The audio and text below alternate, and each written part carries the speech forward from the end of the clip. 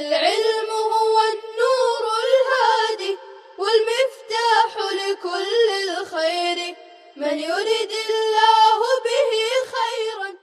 السلام علیکم ورحمۃ اللہ وبرکاتہ. طلبہ عزیز، تشبیہ کا بیان چل رہا ہے.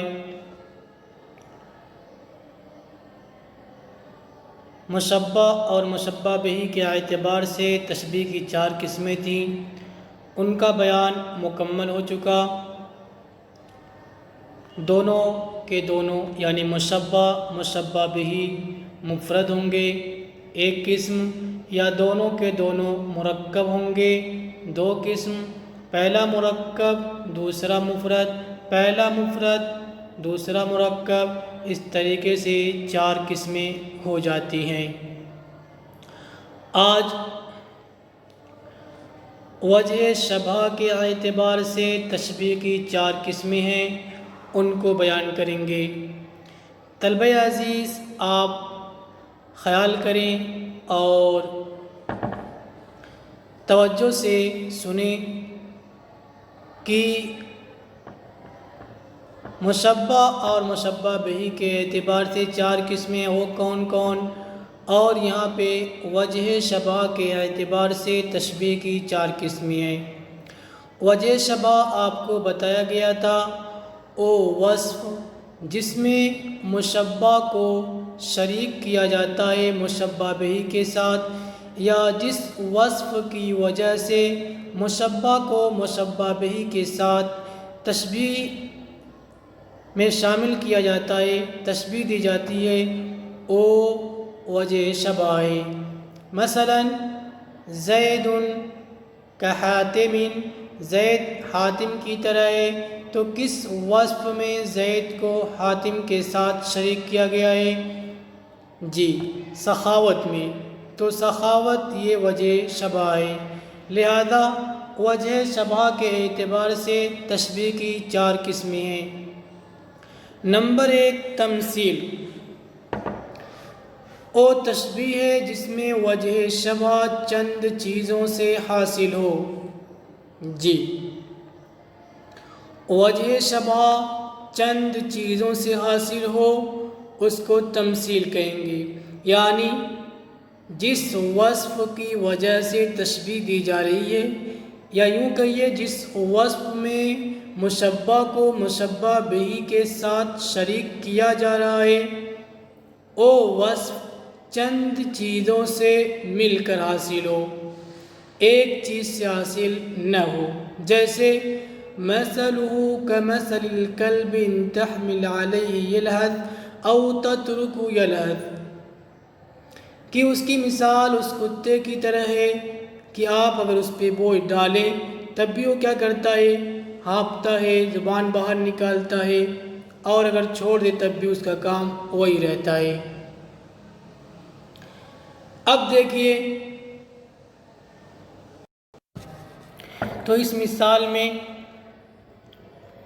اس آدمی کو جو اللہ پہ ایمان نہیں لاتا، ہدایت کو اختیار نہیں کرتا، ہدایت والے راستے کو اختیار نہیں کرتا، اس کی مثال کتے کے ساتھ دی گئی ہے کہ کتا وہ کتے کی طرح ہے جو لاحظ ہوتا ہے. یعنی آپ اس پہ بوجھ لا دیں تب بھی اس کی زبان باہر رہتی ہے، اور چھوڑ دیں تب بھی اس کی زبان کیا رہتی ہے؟ باہر رہتی ہے، ہانپتا ہے، کانپتا ہے اور بھونکتا ہے. تو یہ جو حاصل ہوئی ہے صورت تمثیل و تشبیہ ہے جس میں وجہ شبہ چند چیزوں سے حاصل ہو. تو وجہ شبہ جو حاصل ہو رہا ہے یہاں پہ چند چیزوں سے حاصل ہو رہا ہے. کیا کہ کتے کو قرار حاصل نہیں ہوتا ہے. کتا دونوں حالتوں میں، یا یوں کہیے ہر حالت میں بے قرار رہتا ہے اور اپنے لیے نفع نقصان کا مالک نہیں ہوتا ہے. اسی طریقے سے وہ آدمی بھی ہے. تو اس کاذب آدمی کو، اللہ کی تکذیب کرنے والے مکذب آدمی کو تشبیہ ہے کس کے ساتھ؟ اس کتے کے ساتھ جو ہمیشہ بے قرار رہتا ہے. تو وجہ شبہ جو حاصل ہوا ہے ان تحمل علیہ یلحس او تترک یلحس، ان پورے جملوں سے یعنی کئی چیزوں کو ملا کر کے وجہ شبہ حاصل ہوا ہے، اس لیے یہ تشبیہ تمثیل ہوگی۔ آپ اس کو دوسری مثال سے یوں سمجھ سکتے ہیں، وَمَا الْمَرْءُ إِلَّا كَالشِّهَابِ وَضَوْئِهِ۔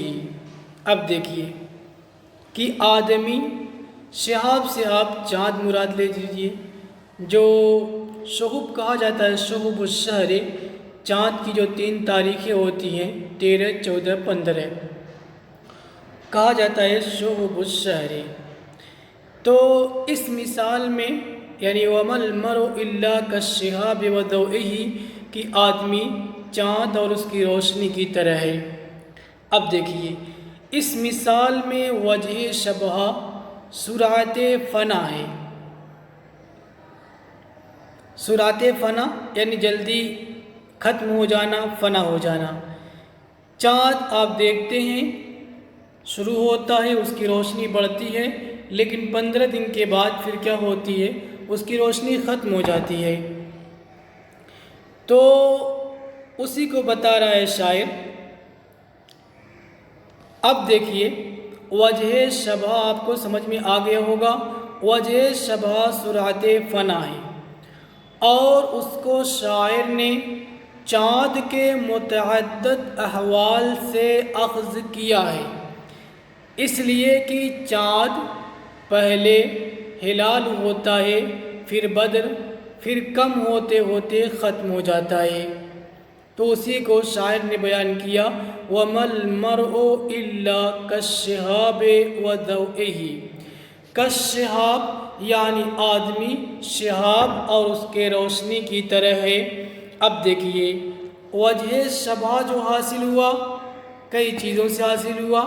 وجہ شبہ یعنی سرعت فنا، جلدی فنا ہو جانا، جلدی ختم ہو جانا، یہ کالشہاب وضوئہ، شہاب جو ہلال اور اس کے بعد بدر، اس کے بعد قمر کی طرف اشارہ کرتا ہے، ان تمام چیزوں سے یہ وجہ شبہ یعنی صورت فنا حاصل ہوا ہے۔ معلوم ہوا کہ یہ کیا ہے، تشبیہ تمثیل ہے۔ آگے دیکھتے ہیں،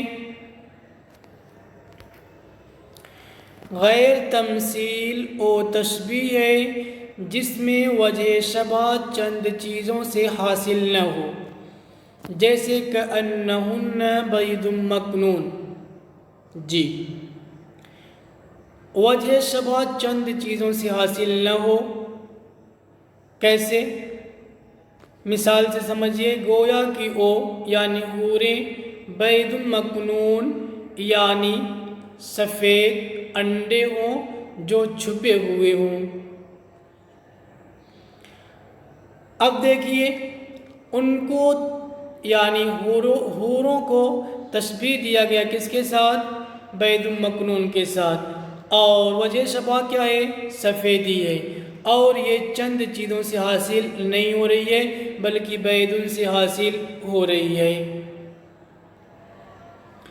دوسری مثال آپ سمجھ سکتے ہیں، آپ کہیں وجہہ کالبدری، وجہہ کالبدری، اس کا چہرہ کیا ہے؟ بدر کی طرح ہے، چاند کی طرح ہے۔ کس چیز میں؟ روشنی میں، چمکنے میں، نورانیت میں۔ تو یہ چیز یعنی وجہ شبہ چند چیزوں سے حاصل نہیں ہو رہا ہے۔ آگے دیکھیے، مفصل او تشبیہ ہے جس میں وجہ شبہ مذکور ہو۔ جی وجہ شبہ یعنی جس وصف میں آپ تشبیہ دے رہے ہیں اگر وہ موجود ہے لفظوں میں تو پھر ہم اس کو مفصل سے تعبیر کریں گے، جیسے کمثل حبۃ انبتت 7 سنابل۔ اب وجہ شبہ کبھی صراحتاً موجود ہوگا، کبھی کنایتاً اشارتاً موجود ہوگا، جیسے یہاں پہ آپ صراحتاً نہیں دیکھ رہے ہیں۔ کمثل حبۃ اس دانے کی طرح ہے جو 7 بالیوں کو اگاتا ہے، تو یہاں پہ انبتت، جی یہ وجہ شبہ ہے کہ جیسے ایک دانے سے 7 بالیاں اگتی ہیں، یعنی اس سے کیا معلوم ہوا، کیا اشارہ، کیا رہنمائی ملی کہ اس میں اضافہ ہوتا ہے، برکت ہوتی ہے۔ اسی طریقے سے ان کے اعمال، ان کی نیکیوں کے اندر بھی کیا ہوگا یعنی اضافہ ہوگا، برکت ہوگی۔ تو زیادہ ہونا یہ وجہ شبہ ہے جو مذکور ہے۔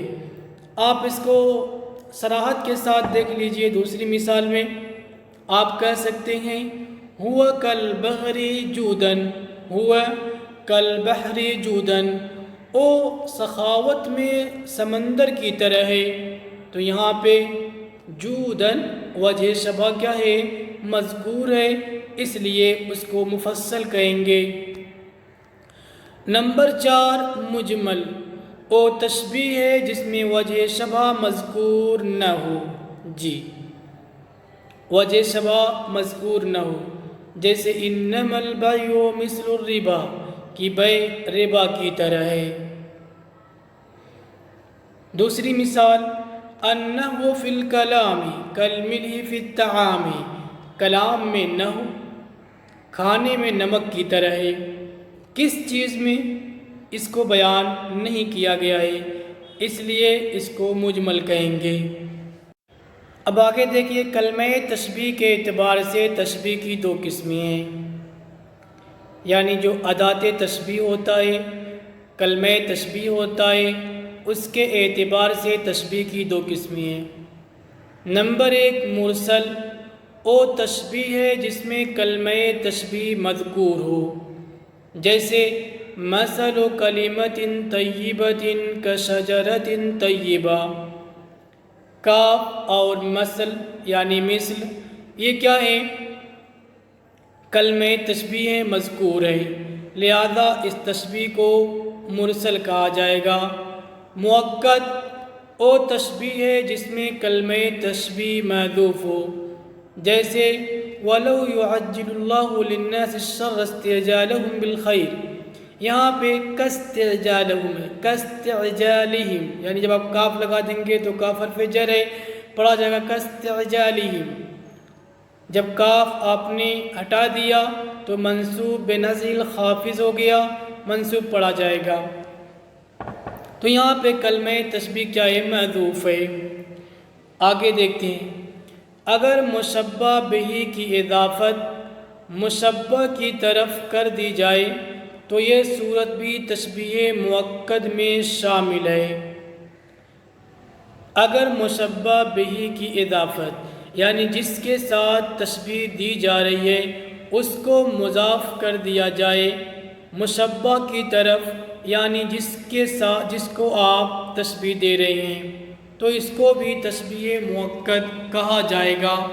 جیسے ذہب الاصیل، ذہب الاصیل، اصیل کہتے ہیں شام کے وقت کو، شام کے وقت کی سرخی کو۔ اب دیکھیے کس کو تشبیہ دیا گیا ہے، کس کے ساتھ، شام کی سرخی کو تشبیہ دیا گیا ہے سونے کے ساتھ۔ تو معلوم ہوا کہ سونا کیا ہے، یہ مشبہ بہ ہے، یعنی ذہب مشبہ بہ اور الاصیل مشبہ۔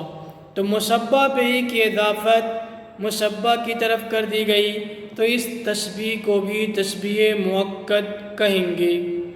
دوسری مثال لجین الماء، لجین کہتے ہیں چاندی کو۔ تو یہاں پہ پانی کو تشبیہ دیا گیا ہے چاندی کے ساتھ، یعنی صفائی ستھرائی چمک میں۔ تو یہاں پہ الماء کاللجین ہے، وہاں پہ کیا تھا الاصیل کالذہب۔ جی، یہاں پر کیا ہے الماء کاللجین، تو لجین کیا ہے، مشبہ بہ ہے اور ما مشبہ ہے۔ مشبہ بہ کو مضاف کر دیا گیا کس کی طرف، مشبہ بہ یعنی ما کی طرف، تو یہ بھی تشبیہ کیا ہو گئی، تشبیہ مؤکد ہو گئی۔ فائدہ، اگر وجہ شبہ اور کلمہ تشبیہ دونوں معذوف ہو جائیں، دونوں معذوف ہوں تو اسے تشبیہ بلیغ کہتے ہیں۔ جی، وجہ شبہ اور کلمہ تشبیہ دونوں اگر حذف کر دیے جائیں تو اسے بلیغ کہیں گے، جیسے انما المؤمنون اخوہ کہ مسلمان کیا ہیں، آپس میں بھائی ہیں۔ تو یہاں پہ وجہ شبہ بھی محذوف ہے، کس چیز میں مسلمان بھائی ہیں، مومن بھائی ہیں یا بھائی کی طرح ہیں، اور کلمہ تشبیہ بھی حذف ہے۔ دونوں کے محذوف ہونے کی وجہ سے اس تشبیہ کو تشبیہ بلیغ کہا جائے گا۔ جی، اغراض تشبیہ یہیں پہ یہ درس ختم کرتے ہیں۔ انشاءاللہ اگلے محاضرے میں اغراض تشبیہ سے متعلق بات کی جائے گی۔ السلام علیکم ورحمۃ اللہ وبرکاتہ۔ السلام عليكم. لا تنسوا الاعجاب بالفيديو والاشتراك في القناة تشجيعا لنا لنستمر بنشر المزيد إن شاء الله.